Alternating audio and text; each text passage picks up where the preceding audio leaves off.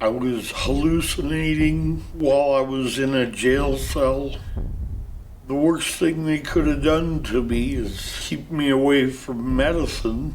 It made me worse off than I was before. Many of the country's 3,300 jails have seen a rise in the number of inmates with serious mental illness. Jails and prisons have become the last resort for those in need of treatment. I think the jails and prisons are filling in the gap for services that people can't get other places. Chicago's Cook County Jail, the nation's largest mental health care provider. Nobody cares about these people. They don't have a voice. The King County Jail has become the largest facility housing mentally ill people in the entire state. Law enforcement is being placed in a very, very difficult position when it comes to trying to deal with what is really a health care issue. Jails don't want to be psychiatric facilities, and they shouldn't have to be psychiatric facilities. They're not meant to be psychiatric facilities, they're meant to be correctional settings. And there's all kinds of reasons why jails are not good environments, settings for people with mental illness. AVID stands for Amplifying Voices of Inmates with Disabilities, and the AVID Jail Project goes into several jails here in King County to monitor, do outreach, perform investigations, and work more largely on the systemic issues that we see to try to make circumstances and treatment better for inmates with mental illness. At the AVID Jail Project, we go into the jails roughly twice per week. Sometimes we go into group settings and speak with inmates in the dormitory setting. Sometimes, more frequently, we go self-rent to speak with inmates who are in a segregated housing status. They are generally on 23-hour lockdown with very limited interaction with other human beings and limited ability to reach people. So we will do rounds in those units pretty frequently. In doing our monitoring work in the jail, we've thus far identified bigger, broader, general issues that we're looking at more closely. The first of those is timely and effective access to psychiatric medications. I was brought into King County Jail May 6, 2015. Symptoms, hallucinations, nightmares, dreams, also hearing voices. When I got here, I let them know about my situation and that I needed my medication, my psych. When I first met with them, they told me straight out blank that they were not going to give me my medication for my voices, which is cerebral. It wasn't that they didn't believe that he was prescribed this. They just disagreed with the dosage and therefore refused to give it to him. The voices were coming back a lot stronger. The more I fight that it's a hallucination, it's not real, the more reality they become. It took them at least 5 days to give me my medication that I needed for the voices. Another serious concern that we have about the treatment of inmates with mental illness in jails is the overuse of segregation.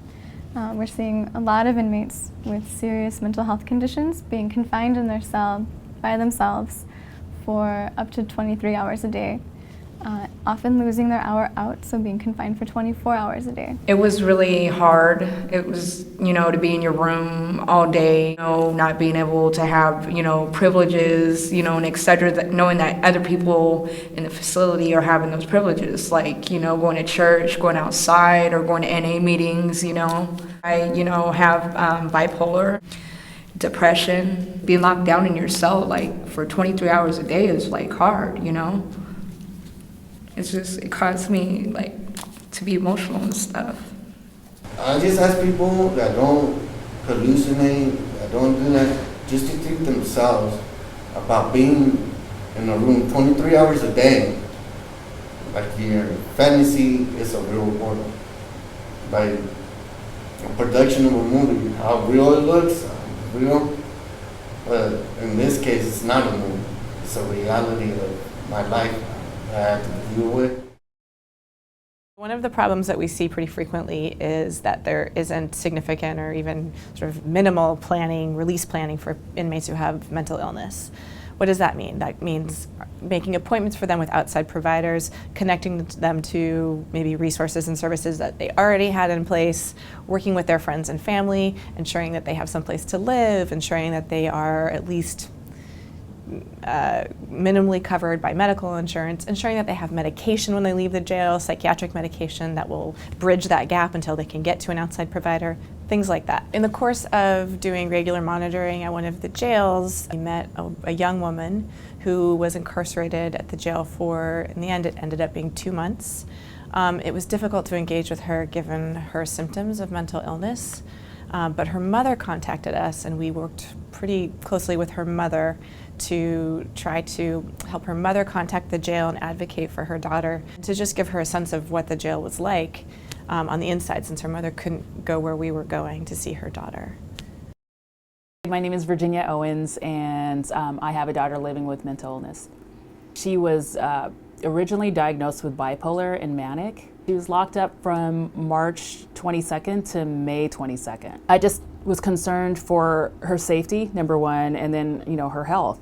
I know what she's gone through. I know, you know, what, just how she reacted, you know, just prior to her coming to jail. I was really surprised when she first left the jail and she came out, because like I've never seen her like that before. It was really scary, like, to see her, and it was sad because like she was shaking and like she didn't seem normal at all. Like she seemed like worse. She was on her knees and she was crying, and she was just sitting in the same place, just asking God why this is happening to her over and over again. No one made not one phone call to me about what they were going to do, how she was going to be released, what process needed to occur before releasing her.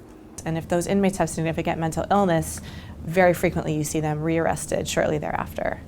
We've continued to do the monitoring work. We've started doing some more intense investigations at the jail and looking into inmate records and trying to get a better sense of these systemic issues.